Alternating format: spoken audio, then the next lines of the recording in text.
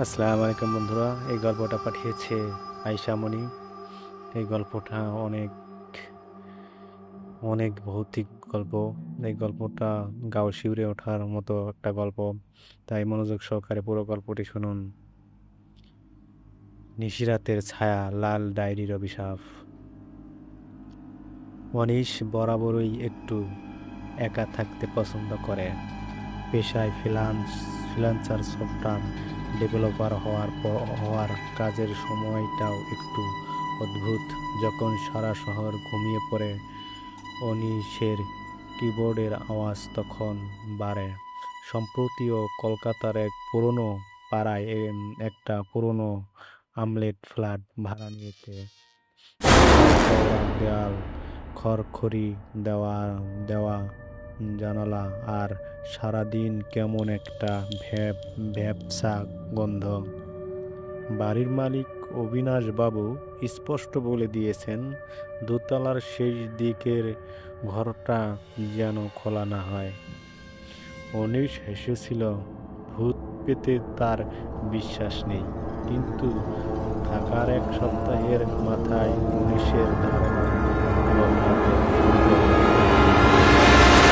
ফের সেদিন রাত, তখন কেটে বাইরে এখন ঝিরিঝিরি বৃষ্টি পড়ছে।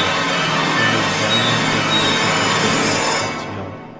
হঠাৎ মনে হলো বারান্দার দিকে দরজা কেউ আস্তে করে ঠেল ঠেলছে, অথচ সব জানালা দরজা বন্ধ। বাতাসের কোনো প্রবলেম নেই। অনিশ গিয়ে দেখল বারান্দার স্লাইডিং ডোরটা আধা খোলা, ঠান্ডা হাওয়া ভেতরে আসছে। ও ভাবল হয়তো লক করতে ভুলে গিয়েছিল, কিন্তু মেঝেতে পা রাখতেই থমকে গেল।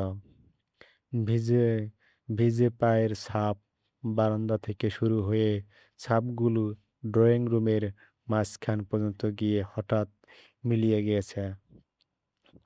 অনিশের শির দ্বারা দিয়ে একটা হিমশীতল স্রোত বয়ে গেল। এ দ্রুত দরজা বন্ধ করে নিজের ঘরে চলে গেল।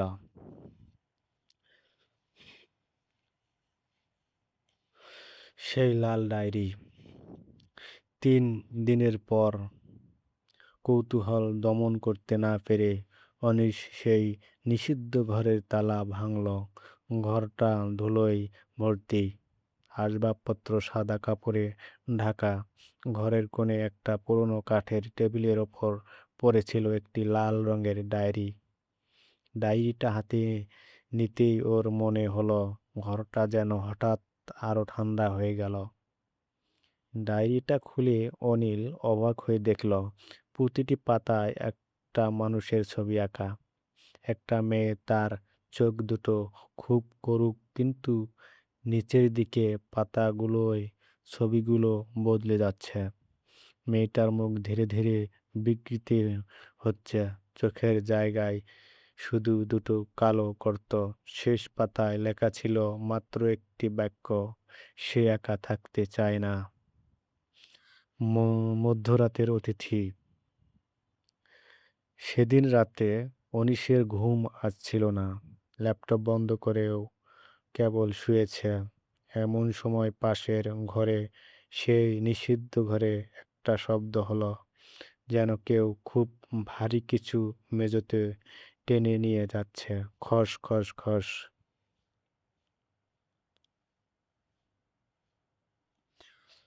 অনিশ বিছানায় জমে গেল। শব্দটা আস্তে আস্তে ওর ঘরের দরজার দিকে এগিয়ে আসছে। ও দরজার তলার ফাঁক দিয়ে লক্ষ্য করলো বাইরে করিডোরের আলোটা হঠাৎ নিভে গেল, কিন্তু একটা দীর্ঘ ছায়া দরজার ওপাশ স্থির হয়ে দাঁড়িয়ে আছে। হঠাৎ করে দরজায় খুব মৃদু একটা ঢোকা পড়ল। ঠক ঠক ঠক।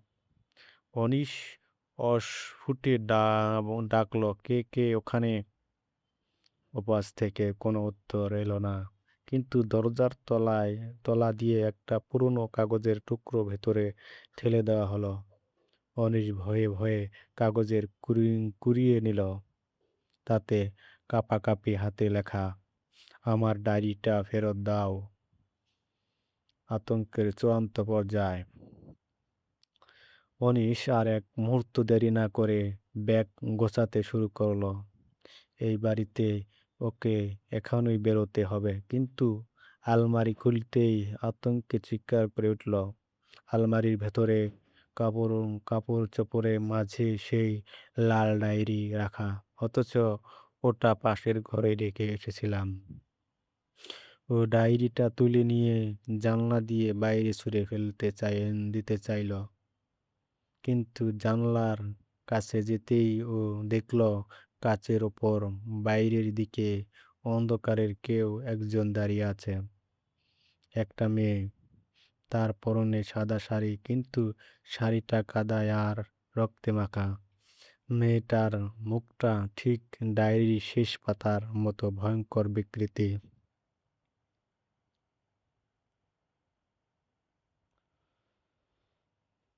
মেয়েটা জানালার কাছে নখ দিয়ে আঁচড় কাটতে শুরু করলো।